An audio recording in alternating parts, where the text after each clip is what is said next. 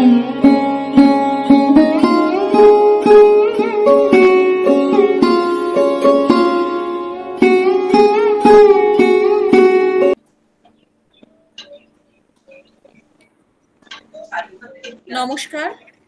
উপস্থিত সম্মানিত অতিথি ও অংশগ্রহণকারীদের সবাইকে শুভ সন্ধ্যা। আজ আমরা মিলিত হয়েছি এক মহান ব্যক্তি পণ্ডিত ঈশ্বরচন্দ্র বিদ্যাসাগর মহাশয়ের ২০৫তম জন্মশতবর্ষ উপলক্ষে, যার প্রকৃত নাম ছিল ঈশ্বরচন্দ্র বন্দ্যোপাধ্যায়। আমরা সবাই কম বেশি জানি, যিনি শুধু শিক্ষাবিদই ছিলেন না, একজন সমাজ সংস্কারকও ছিলেন, এবং তিনি বিশ্বাস করতেন শিক্ষা ছাড়া সমাজের উন্নতি সম্ভব নয়। বর্তমান প্রজন্ম শিক্ষা জগতে তার অবদান আজ প্রায় ভুলতে বসেছে। তাই একটি শিক্ষা প্রতিষ্ঠান হিসাবে এটা আমাদের দায়িত্ব, শিক্ষা জগতে তার গুরুত্ব কতটা সেটা সকলের কাছে পৌঁছে দেওয়া। এবং সেই উদ্দেশ্যেই আজকে ব্রেনওয়্যার ইউনিভার্সিটি লাইব্রেরির তরফ থেকে এই অনুষ্ঠানের আয়োজন করা হয়েছে। বিষয় কাল স্মরণীয় বিদ্যাসাগর। আমাদের মধ্যে আজকে ওয়েলকাম অ্যাড্রেসের জন্য উপস্থিত ছিলেন আমাদের অনারেবল ভাইস চ্যান্সেলর স্যার, কিন্তু আমাদের এত দেরি হচ্ছে, এবার ওনার একটা ভীষণ জরুরি মিটিংয়ের জন্য উনি চলে যেতে বাধ্য হয়েছেন, এর জন্য আমরা খুব দুঃখিত। এছাড়াও আজকে আমাদের মধ্যে উপস্থিত আছেন ডক্টর শক্তিসাধন মুখোপাধ্যায়, একজন বিশিষ্ট শিক্ষাবিদ এবং ফরমার সেক্রেটারি বঙ্গীয় সাহিত্য পরিষদ। এবার আমি পুরো অনুষ্ঠানটাকে সঞ্চালন করে নেওয়ার জন্য আমাদেরই কলিগ বিপ্লব কুমার চন্দ্র, সহগ্রন্থাগারী, উনি। বিপ্লব, তুমি একটু অন হও এবং তোমার দু চার কথা বলে স্যারকে ওয়েলকাম করে নাও। ধন্যবাদ। নমস্কার। বিষয়টা হলো যেটা আমার ব্যক্তিগত মত, যে বিদ্যাসাগর মহাশয় প্রকৃত অর্থে এতটাই তার কর্মব্যাপ্তি যে তিনি তার নামের মতন তার কর্মব্যাপ্তি একটা সাগর সম। সেক্ষেত্রে শুধুমাত্র একটা আলোচনা বা কিছু কম সময়ের মধ্যে বিদ্যাসাগর মহাশয়কে সম্পর্কে কিছু বলা বা জানাটা সত্যি খুব অসুবিধে, মানে খুব একটা যে সম্ভব তা নয়। কিন্তু আমাদের মধ্যে স্যার রয়েছেন, শক্তিসাধন স্যার রয়েছেন, যার গবেষণার বিষয় হচ্ছে রেনোসা ও ডিরোজিও। দীর্ঘদিন তিনি জঙ্গিপুর কলেজ এবং খিদিরপুর কলেজের অধ্যাপনা করেছেন। তার এরপর তিনি বঙ্গীয় সাহিত্য পরিষদের সম্পাদক পদেও বেশ কিছুদিন ছিলেন বা আছেন। ঈশ্বরচন্দ্রকে নিয়ে, ঈশ্বরচন্দ্র বিদ্যাসাগর মহাশয়কে নিয়ে তিনি বেশ কিছু বইও লিখেছেন, গবেষণামূলক গ্রন্থ লিখেছেন। আমি শুধু একটা ছোট্ট গল্প বলে স্যারকে অনুরোধ করছি যে ঈশ্বরচন্দ্র বিদ্যাসাগর সম্পর্কে কিছু তথ্য দিয়ে যদি সমৃদ্ধ করেন।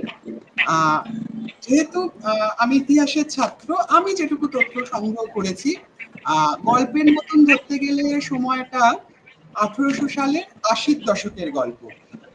ইউনিভার্সিটি অফ ক্যালকাটায় একজন মহিলা প্রায় 2 বছর অপেক্ষা করেও, ভালোভাবে পাশ করার পরও তিনি গ্র্যাজুয়েট যে ডিগ্রিটা সেটা নিতে পারছিলেন না। তার কারণ ইউনিভার্সিটি অফ ক্যালকাটার নিয়ম অনুসারে সেখানে কোনো মহিলা গ্র্যাজুয়েশনের পরীক্ষা দিতে পারলেও সেই মহিলার রেজাল্ট পাস হবে এরকম কোনো লিখিত আইন ছিল না, এই অজুহাত দিয়ে। ঠিক 2 বছর পর সময়ের কিছুটা পরিবর্তন ঘটে এবং 1883 সালে, যদি আমি খুব একটা ভুল না করি, কাদম্বিনী দেবীও ঠিক একইভাবে কিন্তু গ্র্যাজুয়েশন পরীক্ষা দিয়ে উত্তীর্ণ হন। সেই সময় যথেষ্ট পরিস্থিতির চাপে পড়েই ইউনিভার্সিটি অফ ক্যালকাটা কাদম্বিনী দেবী এবং যে মেয়েটি অপেক্ষা করছিলেন চন্দ্রমুখী বসু, তাকে একসাথে গ্র্যাজুয়েশন ডিগ্রি প্রদান করে। এবং এই চন্দ্রমুখী বসুর গ্র্যাজুয়েশন ডিগ্রি লাভ করা একটা প্রায় যুদ্ধ সম ছিল, তা নিয়ে পরে কখনো আলোচনা করা হবে। এরপর 1884 সালে চন্দ্রমুখী বসু ইউনিভার্সিটি অফ ক্যালকাটার ইংলিশ ডিপার্টমেন্ট থেকে প্রথম মহিলা যিনি ইংলিশে MA ডিগ্রি অর্জন করেন। এই বিষয়টিতে বিদ্যাসাগর মহাশয় খুব খুশি হন এবং 3 ভলিউমে তিনি শেক্সপিয়ারের যে গ্রন্থ সমগ্র সেটি উপহার হিসাবে দিয়েছিলেন। সে বইটি এখনো আছে, বেথুন কলেজের লাইব্রেরিতে বইটি এখনো সংরক্ষিত আছে। সে বইটি উদ্ধারেরও অনেক গল্প রয়েছে, বইটি উদ্ধার কিভাবে হয়েছিল। এখানে এই কারণে বললাম যে গল্পটা এখানে এভাবে শেষ না হয়ে গল্পটা আরেকটু এগিয়েছিল। পরবর্তীকালে ঈশ্বরচন্দ্র বিদ্যাসাগর যখন মারা যান কলিকাতায়, যেখানে বিদ্যাসাগর মহাশয়ের মূল কর্মকাণ্ডের যে জায়গাটি ছিলেন সেই কলিকাতায়, সেভাবে কিন্তু বিদ্যাসাগর মহাশয়কে নিয়ে কোনো অনুষ্ঠান সেভাবে হচ্ছিল বা সেভাবে যে হওয়া উচিত এটা নিয়ে একটা বিরোধ তৈরি হয়। এই বেথুন কলেজেই চন্দ্রমুখী বসুর নেতৃত্বে প্রথম বিদ্যাসাগর মহাশয়ের কিন্তু স্মরণ সভা হয়েছিল। শুধু তাই নয়, এখনো পর্যন্ত সেই বিদ্যাসাগর মহাশয়কে সেই তার কি বলবো তার কর্মকাণ্ডকে স্বীকৃতির জন্য এখনো কিন্তু বেথুন কলেজে বিদ্যাসাগরের নামে একটি পুরস্কার দেওয়া হয়, যেটি সূচনা করেছিলেন কিন্তু এই চন্দ্রমুখী বসু। জানি না ঘটনাটা বা এই গল্পটা কতটা এক্ষেত্রে প্রাসঙ্গিক হলো, তবে আমার মনে হলো যে এটা বলা আর মানে আজকের দিনে এই ধরনের একটা গল্প বলা যেতেই পারে। আমি স্যারকে অনুরোধ করব, স্যার যদি অংশগ্রহণ করেন এরপরে অনুষ্ঠানটাকে চালিয়ে নিয়ে যান এবং বিদ্যাসাগর মহাশয়কে সম্পর্কে বেশ কিছু তথ্য দিয়ে আমাদের সমৃদ্ধ করেন। Sir please. নমস্কার। আশা করি আমি যা বলছি সেটা শোনা যাচ্ছে। সেটা সম্পর্কে যদি বলেন যে না কোনো অসুবিধে নেই তাহলে পরে আমি আমার কথা শুরু করতে পারি। আচ্ছা, ব্রেনওয়্যার বিশ্ববিদ্যালয়ের পক্ষ থেকে তার যে কেন্দ্রীয় গ্রন্থাগার, সেই গ্রন্থাগারের মুখ্য ভূমিকায় আজ ঈশ্বরচন্দ্র বিদ্যাসাগরের 205তম জন্মদিনের যে অনুষ্ঠান, সেই অনুষ্ঠানে তার সম্পর্কে কিছু কথা বলার জন্য আমাকে আমন্ত্রণ জানানো হয়েছে। সেই জন্যে ব্রেনওয়্যার বিশ্ববিদ্যালয়ের যারা এই অনুষ্ঠানের উদ্যোক্তা তাদের আমি কৃতজ্ঞতা জানাচ্ছি। অনুষ্ঠানের শুরুতেই যাকে নিয়ে এই অনুষ্ঠান, ঈশ্বরচন্দ্র বিদ্যাসাগর, তাকে প্রণাম জানিয়ে এবং আপনারা অনেকক্ষণ ধরে যারা অপেক্ষা করছেন, যান্ত্রিক গোলযোগের জন্য আমাদের খানিকটা বিলম্ব হয়েছে, তাদের কাছে ইতিমধ্যেই উদ্যোক্তারা দুঃখ প্রকাশ করেছেন। সেই দুঃখে আমিও অংশীদার। যে কজন এই অনুষ্ঠানের শ্রোতা হিসেবে আছেন তাদের সকলকেই আমার আন্তরিক শুভেচ্ছা এবং ভালোবাসা জানিয়ে সামান্য যে কটি কথা এখানে বলার কথা আমি ভেবেছি, সেই কথা কটি আমি বলব। সেটা হচ্ছে এই আজকের বিষয়ের যে শিরোনাম, আলোচনার যে বিষয়, সেই বিষয়ের শিরোনাম হিসেবে রাখা হয়েছে কালস্মরণীয় ঈশ্বরচন্দ্র বিদ্যাসাগর। আসলে চিরস্মরণীয় এই কথাটা বহুল ব্যবহৃত বলে প্রাতঃস্মরণীয় কথাটা মধ্যে ভক্তির প্রাবল্য যতটা আছে, সেই কারণে তাকে এড়িয়ে কালস্মরণীয় কথাটা এখানে আমার মনে হয় ব্যবহার করা হয়েছে এই জন্য যে আজকের যে সময়, আজকের যে কাল, বিদ্যাসাগরের জন্মের পর 200 বছর অতিক্রান্ত হয়ে যাওয়ার পরেও তাকে স্মরণ করার যে প্রাসঙ্গিকতা, সেই প্রাসঙ্গিকতাই এখানে আলোচ্য হওয়া উচিত। কি সেই প্রাসঙ্গিকতা? আমরা এখন আজকের যে পরিস্থিতির মধ্যে আছি, আমরা সকলেই জানি যে অত্যন্ত মেধাবী এবং দায়িত্বপূর্ণ, মর্যাদাপূর্ণ কর্তব্যকর্মে অধিষ্ঠিত সরকারি ক্ষেত্রে চিকিৎসালয়ে এক মহিলা চিকিৎসক, তিনি নির্মমভাবে এবং পৈশাচিকভাবে অত্যাচারিত হয়েছেন এবং তিনি নিহত হয়েছেন।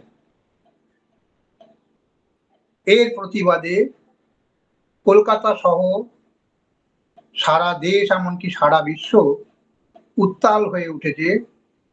সেই রকম একটা অত্যন্ত খারাপ সময় এবং প্রতিবাদে ধ্বনিত প্রতিধ্বনিত একটা সময়, সেই সময়ে বিদ্যাসাগরকে স্মরণ করার যে প্রাসঙ্গিকতা, সেই প্রাসঙ্গিকতাটাই আমি এখানে একটু ছুঁব, স্পর্শ করব। ঈশ্বরচন্দ্র বিদ্যাসাগর সম্পর্কে নানান অভিধা আছে। দয়ার সাগর বিদ্যাসাগর, বীরসিংহের সিংহ শিশু বিদ্যাসাগর, পৌরুষপূর্ণ মানুষ বিদ্যাসাগর, কর্মনিষ্ঠ বিদ্যাসাগর, বিদ্বান বিদ্যাসাগর, যার বিদ্যা সাগরের সঙ্গে তুলনীয়। এইসব নানা অভিধার মধ্যে যে বিদ্যাসাগরকে আজকে আমাদের খুব প্রয়োজন, আজকে আমাদের বিশেষ করে মনে পড়ার কথা, সেটা হচ্ছে এই যে তিনি তার সমাজ সংস্কার আন্দোলনে এবং শিক্ষা প্রসার আন্দোলনে পাখির চোখ করেছিলেন নারীকে। তার সমাজ সংস্কারের 3টি পরত আছে। একটি হচ্ছে বাল্যবিবাহ রোধ, 2 হচ্ছে বিধবা বিবাহ প্রবর্তন, 3 হচ্ছে বহুবিবাহ রদ। সমাজ সংস্কার আন্দোলনের এই 3টি প্রধান যে কাজ, সেই কাজের কেন্দ্রে আছে নারী। আমাদের পুরুষতান্ত্রিক সামাজিক জীবনে নারী যে অমর্যাদা, যে নিষ্পেষণ, যে পৈশাচিক সংকটপূর্ণ অবস্থার মধ্যে ছিল 200 বছর আগে ঈশ্বরচন্দ্র বিদ্যাসাগর সেই সংকটপূর্ণ নারীত্বের যে দুর্গতি, সেই দুর্গতি অপনোদন করার জন্য প্রাণপাত করেছিলেন এবং শিক্ষা প্রসারের মধ্যে দিয়ে, নারী শিক্ষা প্রসারের মধ্যে দিয়ে তিনি চেয়েছিলেন নারীদের ক্ষমতায়ন। যে সময়ে তিনি এই সমস্যাগুলি নিয়ে ভাবিত ছিলেন, লেখালেখি করেছেন, সামাজিক আন্দোলন করেছেন, সরকারের সঙ্গে লড়াই করেছেন, পণ্ডিতদের বিরুদ্ধে তর্ক করেছেন, সমাজের চারপাশে তিনি একটা তুমুল আলোড়ন ফেলে দিয়েছিলেন। সেই প্রতিটি সমস্যার কেন্দ্রে আমরা দেখতে পাচ্ছি পারিবারিক এবং সামাজিক জীবনে নারীর যে দুর্গতিপূর্ণ অবস্থা ছিল, তার থেকে তাকে উদ্ধার করা, তার থেকে তাকে সামাজিক জীবনে মর্যাদাপূর্ণ এবং ক্ষমতায় অধিষ্ঠিত করার যে লক্ষ্য, মিশন, সেই মিশন ছিল তার সারা জীবনের সমাজ সংস্কারের লক্ষ্য। 7 বছর, 8 বছর, 6 বছর বয়সে যে দেশে মেয়েদের বিয়ে হয়ে যেত, সমস্ত নারী সমাজ ছিল মূর্খ, তাদের লেখাপড়ার কোনো অবকাশ ছিল না। অল্প বয়সে অপরিণত যখন তার দেহ এবং মন, সেই অবস্থায় তাকে বিয়ে দেওয়া হতো অনেক বেশি বয়স্ক, অসমবয়স্ক পুরুষের সঙ্গে। সেই সময়ে, যে সময়ে মহামারীর প্রবল প্রতাপ, আমাদের দেশ গ্রামের মৃত্যুর যে হার, মর্টালিটি রেট, সেটা এত ভয়ঙ্কর রকমের বেশি ছিল যে 6 বছর 7 বছর বয়সে যে মেয়ের বিয়ে হয়ে গেছে, সেই মেয়ে হয়তো 9 বছর 10 বছর বয়সে, অর্থাৎ কৈশোর উত্তীর্ণ হওয়ার আগেই সে বিধবা হয়ে যায়। বিধবা হয়ে যাওয়ার পর সামাজিক জীবনে যে রীতিনীতি এবং বিধি তাকে মেনে চলতে হতো, সেটা হচ্ছে এই পারিবারিক সম্পত্তিতে তার কোনো অধিকার নেই, সে কোনো রঙিন কাপড় পরতে পারবে না, সে কোনো ভালো খাবার খেতে পারবে না, সে কোনো ভালো বিছানায় শুতে পারবে না, এবং দেহ থাকার কারণে মানুষের যে স্বাভাবিক যে চাহিদা আছে, জীবনের যে চাহিদা আছে, সেই চাহিদা পূরণ করার কোনো স্বাভাবিক সামাজিক কোনো পথ তার কাছে চিরকালের জন্য রুদ্ধ। উপরন্তু একজন পুরুষ সে 2, 3, 4, 5, 60, 70, 80 পর্যন্ত বিয়ে করত কৌলিন্য প্রথার কারণে। সেই মেয়েদের যে অমর্যাদা, তাদের দেখাশোনা করার কোনো দায় দায়িত্ব নিত না, অর্থাৎ বাল্য বিবাহ বিধবা বিবাহ না থাকার কারণে তাদের যে সামাজিক অবস্থা দুর্গতি এবং বহু বিবাহের কারণে পরিবারে পরিবারে তাদের জীবনের যে লাঞ্ছনা, সেই লাঞ্ছনার হাত থেকে বিদ্যাসাগর তাদের উদ্ধার করার জন্য চেষ্টা করেছিলেন। এই হচ্ছে তার বাল্যবিবাহ রোধ, তার বিধবা বিবাহ প্রবর্তন এবং বহু বিবাহ রোধ করার জন্য যে তার লড়াই, তার লেখালেখি, তার সংগ্রাম, সেই সংগ্রামের মূল কথা। অর্থাৎ দুর্গতিপূর্ণ অবস্থার মধ্যে সামাজিক পারিবারিক জীবনে যে নারী অত্যন্ত খারাপ অবস্থার মধ্যে ছিল, আজ থেকে 150-200 বছর আগে, সেই নারীকে উদ্ধার করার জন্য, সেই নারীকে সামাজিকভাবে প্রতিষ্ঠিত করার জন্য, পুনর্বাসন দেওয়ার জন্য তিনি লড়াই করেছিলেন, তিনি সংগ্রাম করেছিলেন। এই সঙ্গে তিনি সংস্কৃত কলেজের অধ্যক্ষ থাকাকালে দক্ষিণবঙ্গের সহকারী বিদ্যালয় পরিদর্শক হিসেবে সরকার তাকে দায়িত্ব দিয়েছিল 4টে জেলাতে ভার্নাকুলার স্কুল স্থাপন করার জন্য। কিন্তু সরকারি নীতি ছিল সেই স্কুল হচ্ছে ছেলেদের জন্য স্কুল। তিনি মাত্র 5 থেকে 6 মাস সময়কালের মধ্যে 20টি বঙ্গ বিদ্যালয় স্থাপন করেন। সেখানেই তার সরকারি কর্তব্য শেষ। কিন্তু এতে না থেমে তিনি মেয়েদের জন্য বিদ্যালয় স্থাপন করার যে কাজ, সেই কাজের মধ্যে নেমে পড়েন এবং তিনি মাত্র 6 মাসের মধ্যে 35টি এবং বছর খানেকের মধ্যে 40টি এবং সারা জীবনে 44টি বালিকা বিদ্যালয় স্থাপন করেন। মজার কথা হচ্ছে এই, সরকারের কোনো আদেশ ছিল না, সরকারের কোনো অনুমোদন ছিল না। সেই অবস্থায় নারী শিক্ষা প্রসার করার জন্য তিনি যে এর মধ্যে নেমে পড়েছিলেন, সরকার তখন যখন বলল যে তোমাকে মেয়েদের জন্য স্কুলকে স্থাপন করতে বলেছে, আমরা তুমি যা করেছো 2-3 মাসের যা স্যালারি বা বেতন সেইটা আমরা দিচ্ছি, আর তোমাকে টাকা দেওয়া হবে না। বিদ্যাসাগর অত্যন্ত বিপদগ্রস্ত হয়েছিলেন মেয়েদের জন্য বিদ্যালয় স্থাপন করতে গিয়ে। আমরা জানি যে তা আমি খানিকটা গবেষণা করে দেখিয়েছি যে বিদ্যাসাগর সারা জীবনে কমপক্ষে 88টি বিদ্যালয় বা বিদ্যা প্রতিষ্ঠান স্থাপন করেছিলেন। তার মধ্যে একটি কলেজও আছে যা এখন বিদ্যাসাগর কলেজ নামে চিহ্নিত। সেই 88টি বিদ্যা প্রতিষ্ঠানের মধ্যে 44টা হচ্ছে গার্লস স্কুল, মানে 50-50, 50-50। সরকারি অনুমোদন ছাড়া এই যে বিদ্যালয়, বালিকা বিদ্যালয় স্থাপন করার যে মিশন, সেই মিশনের মূল টার্গেট বা মূল লক্ষ্য কি ছিল না, মেয়েরা লেখাপড়া শিখবে, তারা জ্ঞান অর্জন করবে, তারা নিজেদের পায়ে দাঁড়াবে। আমরা জানি 1839 সালে ড্রিঙ্ক ওয়াটার বেথুন তিনি শিক্ষা অধিকর্তা হিসেবে একটি স্কুল স্থাপন করেন। বিদ্যাসাগর প্রথম দিকে তার সঙ্গে ছিলেন না, তখন তিনি ক্রাইসিসের মধ্যে ছিলেন। তারপর বেথুনের সঙ্গে বিদ্যাসাগর যুক্ত হয়ে বেথুনের অকাল মৃত্যু হয়, 1851 সালে মারা যান।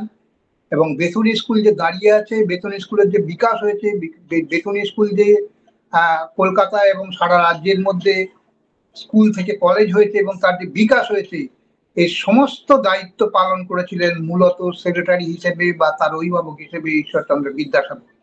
অর্থাৎ গ্রামে প্রচুর মেয়েদের জন্য স্কুল স্থাপন করা এবং কলকাতা শহরে মডেল স্কুল হিসেবে আদর্শ একটি আধুনিক বিদ্যালয় হিসেবে বেথুন স্কুল এবং বেথুন কলেজের অভিভাবক হিসেবে তাকে নালিশ করা। সূচনায় বিপ্লব বাবু চমৎকার বললেন যে বেথুন স্কুল তাকে সম্মান জানিয়েছিল। প্রথম তার মৃত্যুর পর প্রথম শোক সভার অনুষ্ঠান বেথুন স্কুল করেছিল। সেখানে যে মেয়েরা ছিল সেই মেয়েদের মধ্যেই তারাই চন্দ্রমুখী বা কাদম্বিনী, এরা কলকাতা বিশ্ববিদ্যালয়ের গ্র্যাজুয়েট হয়েছেন। এইটা বিদ্যাসাগরকে কি পরিমাণ আনন্দ দান করেছিল তার উল্লেখও তিনি করেছেন যে শেক্সপিয়ারের রচনাবলী উপহার দিয়েছিলেন চন্দ্রমুখী বসুকে। তার মানে মেয়েদের মধ্যে শিক্ষা প্রসার করা, মেয়েদের সামাজিক দুর্গতি থেকে উদ্ধার করা এবং রক্ষা করার যার কাজ ছিল, যার দায়িত্ব ছিল, বিদ্যাসাগর যে সময় অধিষ্ঠিত ছিলেন সেটাই ছিল সে সময়কার সামাজিক বাস্তবতা। সেই সামাজিক বাস্তবতা কঠিন অন্ধকারময় একটা সময়ের মধ্যে তিনি মেয়েদের জন্য যে লড়াইটা করে গিয়েছিলেন, সেই লড়াই করার ফলে আজ 200 বছর বাদে দেখতে পাচ্ছি মেয়েদের ক্ষমতায়ন অনেক বেশি প্রসারিত হয়েছে। ক্লাসরুমগুলো ভরে গেছে ছাত্রীদের উপস্থিতিতে। ছাত্রীরা শিক্ষিকা হয়েছে, ডাক্তার হয়েছে, তারা বিমান চালাচ্ছে, বিভিন্ন প্রশাসনিক দায়িত্বে তারা এসেছে, তারা পুলিশের দায়িত্ব পালন করছে। এই যে নারীর ক্ষমতায়নের গোড়ার যে ভিত্তিপ্রস্তর স্থাপন, এটা ঈশ্বরচন্দ্র বিদ্যাসাগর করেছিলেন। ঈশ্বরচন্দ্র বিদ্যাসাগরের সময়ে যদি কোনো নারী, যে মেয়েটি আরজিকর হাসপাতালে নির্যাতিত হয়েছে এবং নিহত হয়েছে, সে উচ্চ মানের বিদ্যা লাভ করেছিল এবং সামাজিক জীবনে বা আমাদের কর্মের জীবনে অত্যন্ত মর্যাদাপূর্ণ অর্থাৎ ডাক্তারের জায়গায় সে পৌঁছে গিয়েছিল, কিন্তু তবুও সে দুর্ভাগ্যকে এড়াতে পারেনি। পুরুষতান্ত্রিক সমাজের যে কঠিন বিষের স্রোত সমাজের ভেতরে ভেতরে তলায় তলায় প্রবহমান। ঈশ্বরচন্দ্র বিদ্যাসাগরের সময়ে মেয়েদের অবস্থা অত্যন্ত খারাপ ছিল, কিন্তু বিষও ছিল অত্যন্ত ছোবল মারার মতো মারাত্মক অবস্থার মধ্যে। এখন বিদ্যা শিক্ষার প্রসারের ফলে মেয়েরা ভালো অবস্থার মধ্যে এসেছে, কিন্তু তথাপি সেই দুর্গতির যে দুর্ভাগ্যের যে বাস্তবতা, সেই বাস্তবতা তারা এড়াতে পারছে না। কিন্তু এটা বলতে আমাদের কোনো দ্বিধা নেই, ঈশ্বরচন্দ্র বিদ্যাসাগরের সময়ে যদি এরকম কোনো ঘটনা ঘটতো, আজকের কলকাতায় এবং আজকের রাজ্যে এবং আজকের সারা দেশ জুড়ে যে প্রতিবাদ ধ্বনিত হচ্ছে, উই ওয়ান্ট জাস্টিস বলে, বিচার চাই বলে হাজারে হাজারে মানুষ এবং মেয়েরা যে প্রতিবাদ করছে, এটা বিদ্যাসাগরের সময় সম্ভবপর ছিল না। কোনো এক ম্যাজিক জাদুর বলে ঈশ্বরচন্দ্র বিদ্যাসাগর যদি আজকের কলকাতায় আসতেন, তাহলে আমার মনে হয় তিনি বিস্মিত হয়ে যেতেন। তার যে স্বপ্ন, মেয়েদের ক্ষমতায়নের স্বপ্ন এবং মেয়েদের মর্যাদাপূর্ণ জায়গায় অধিষ্ঠিত করার জন্য মানুষের যে সচেতনতা, যে শিক্ষা, যে প্রতিবাদ, সেই প্রতিবাদকে তিনি শক্তিশালী করতে চেয়েছিলেন একদম গোড়ার দিকে, তখন কিচ্ছু ছিল না। সেটা যে কত শক্তিশালী হয়েছে আজকের এই সময়ে আমরা দেখতে পাচ্ছি। আমরা জানি যে বাল্যবিবাহ রোধ নিয়ে তিনি লিখেছেন, আমরা জানি বিধবা বিবাহ প্রচলিত হওয়া উচিত কিনা এই বিষয়ক প্রস্তাব নিয়ে তিনি লিখেছেন, বহু বিবাহ রদ হওয়া উচিত কিনা এই বিষয়ক দুটি প্রস্তাব তিনি লিখেছেন। সেই প্রস্তাব লেখার জন্য তাকে যে পরিস্থিতির সম্মুখীন হতে হয়েছিল, ক্রমাগত তাকে লড়াই করতে হয়েছিল পুরাতন জীর্ণ আক্রমণকারী যে সমাজ, সামন্ততান্ত্রিক সমাজ, সেই সমাজের বিরুদ্ধে। সেই সমাজের বিরুদ্ধে লড়াই করার যে ইতিহাস, সেই ইতিহাস এই সমস্ত গ্রন্থের মধ্যে ধরা আছে, তার জীবন কাহিনীর মধ্যে ধরা আছে। আমি আমার বক্তব্য শেষ করব, অত্যন্ত সীমিত সময়ের মধ্যে বলার কথা আমাকে বলা হয়েছিল।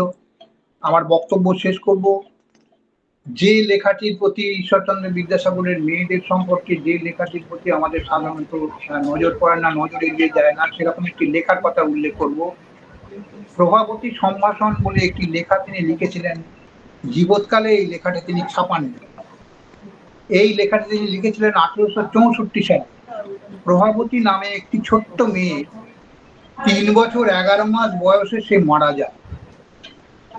বিদ্যাসাগর হিদারাম ব্যানার্জি লেনে যখন থাকতেন, তখন রাজকৃষ্ণ বন্দ্যোপাধ্যায় এর সঙ্গে তার বন্ধুত্ব হয়।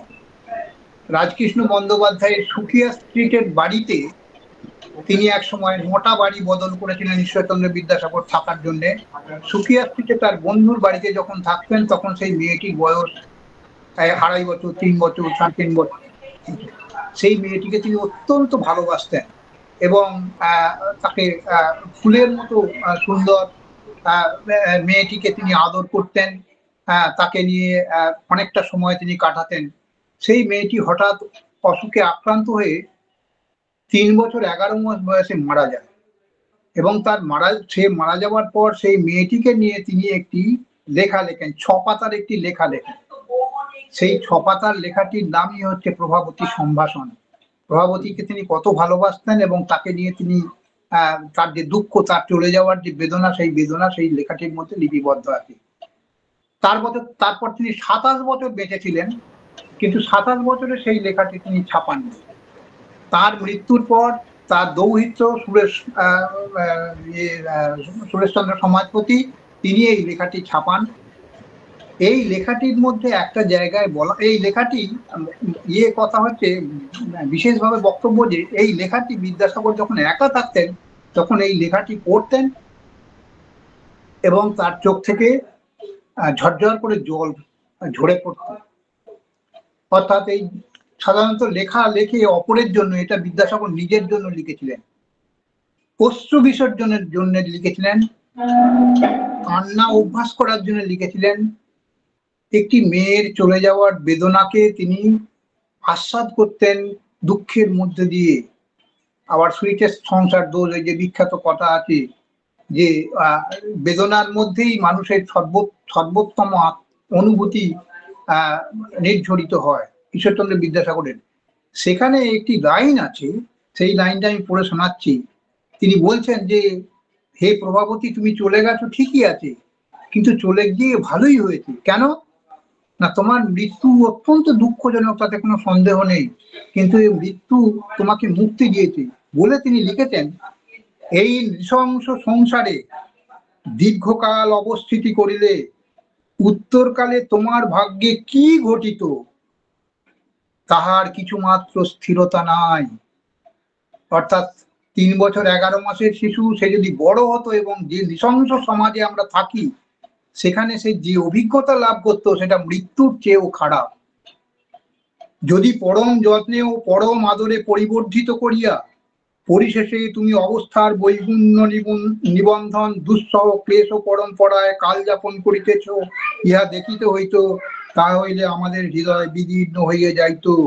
বোধ হয় তোমার অতর্কিত অন্তর্ধান নিবন্ধন যাতনা অপেক্ষা সে যাতনা বহু সহস্র গুণে গড়িয়েছি হইত।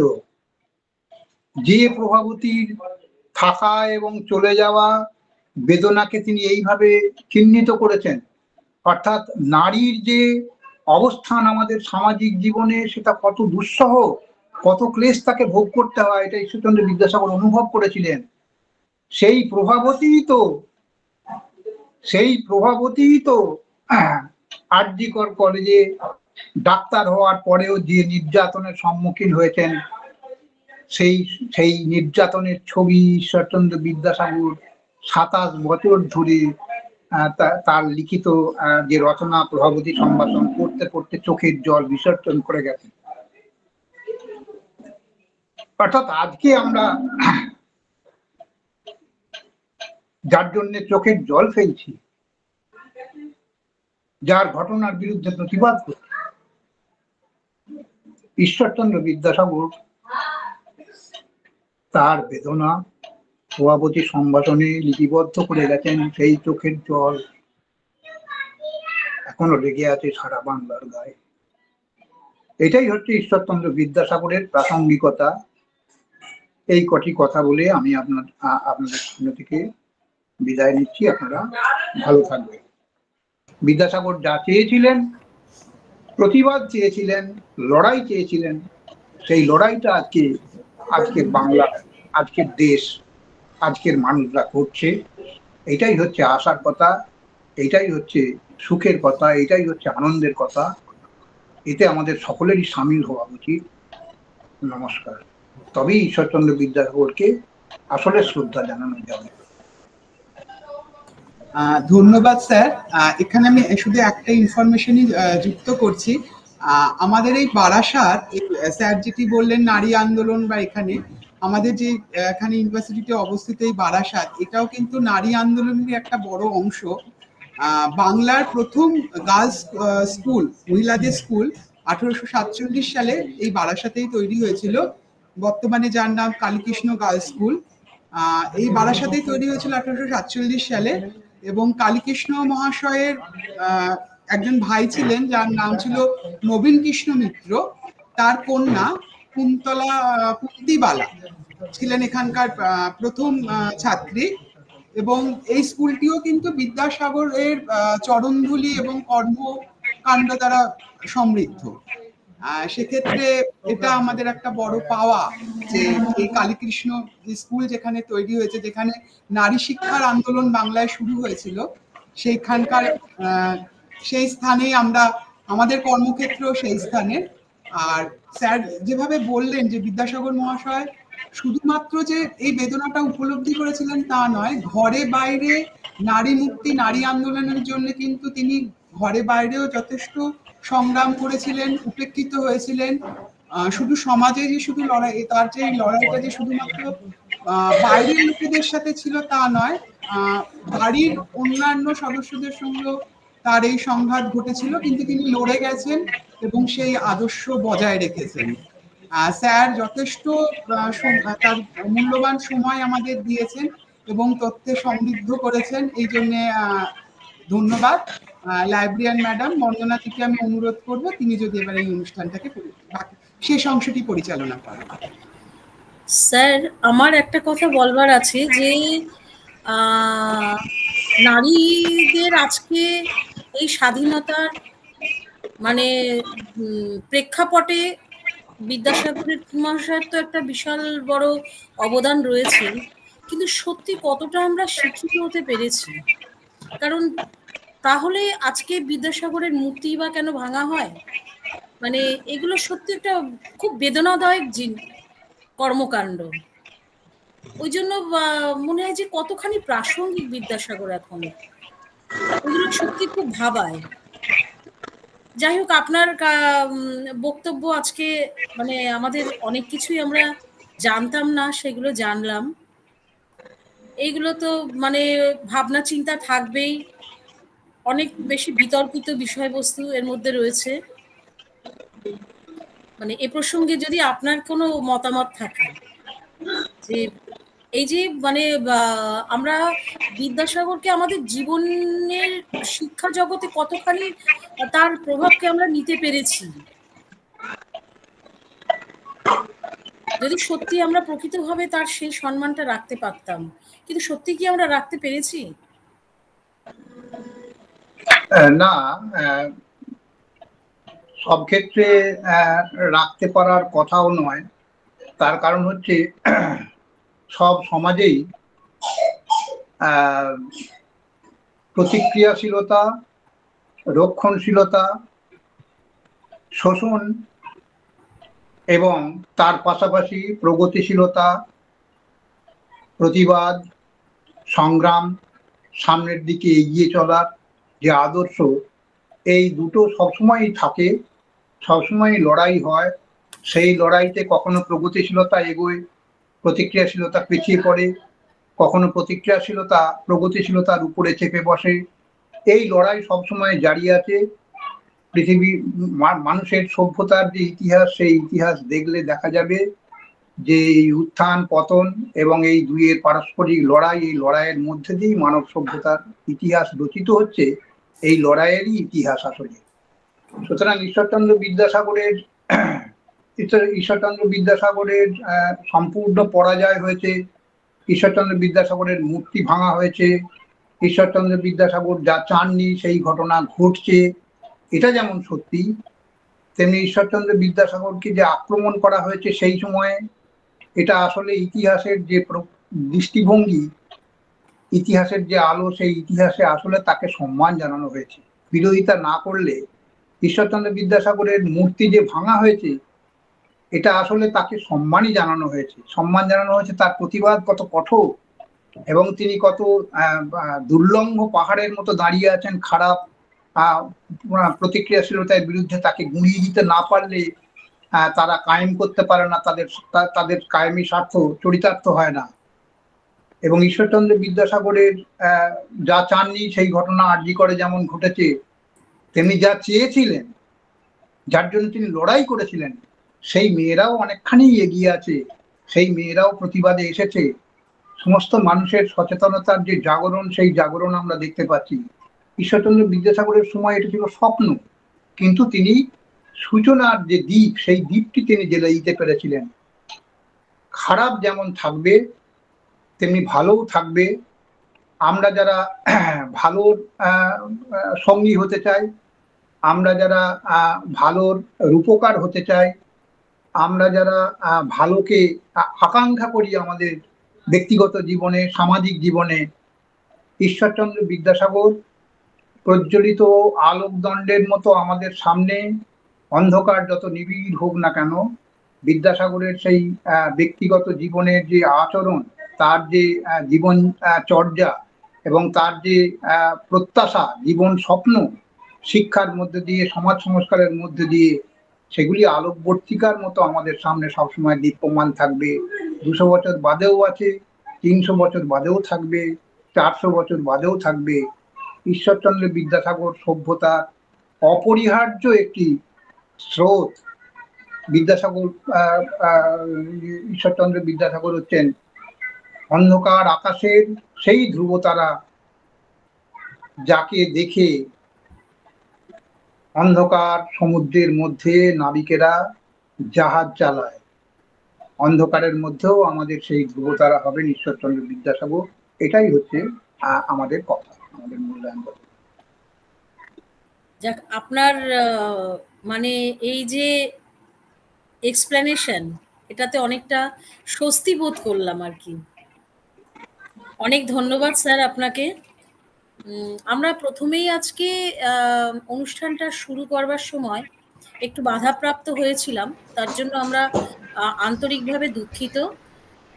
কারণ এখানে আমাদের কিছু টেকনিক্যাল সমস্যা তৈরি হয়েছিল। এবার আমার একটু ধন্যবাদ জ্ঞাপনের সময় এসেছে। প্রথমেই আমি ধন্যবাদ জানাতে চাই আমাদের honourable chancellor, vice chancellor, registrar সহ অন্যান্য আরও গণ্যমান্য ব্যক্তি যারা আছেন, আমাদের যারা উদ্বুদ্ধ করেন এই সমস্ত অনুষ্ঠানগুলি করার জন্য, তাদের আমি ধন্যবাদ জানাই। দ্বিতীয়ত ধন্যবাদ জানাই ডক্টর শক্তিসাধন মুখোপাধ্যায় স্যারের সঙ্গে একদিনের কথায় উনি যে এইটুকু সময় আমাদের দিয়েছেন, এর জন্য স্যার আপনাকে অসংখ্য ধন্যবাদ, এবং আমরা সত্যি সমৃদ্ধ হলাম। তৃতীয়ত আমি ধন্যবাদ জানাই যারা এখানে অংশগ্রহণকারী আমাদের স্টুডেন্ট এবং আমাদের আরও যারা স্টেক হোল্ডার্সরা আছেন, যারা অংশগ্রহণ করেছেন, তাদের আন্তরিকভাবে আমরা ধন্যবাদ জানাই। আর ধন্যবাদ জানাই আমার সমস্ত লাইব্রেরির কর্মীদের, যারা সবসময় এই সমস্ত প্রোগ্রাম করতে আমাদের সহযোগিতা করেন এবং আজও করেছেন। সবাইকে ধন্যবাদ জানিয়ে আজকের অনুষ্ঠান আমি শেষ করছি। নমস্কার স্যার, ভালো থাকবেন। আপনারা ভালো থাকবেন। আবার স্যার আপনার সাথে কথা হবে। ঠিক আছে, ধন্যবাদ স্যার। ঠিক আছে।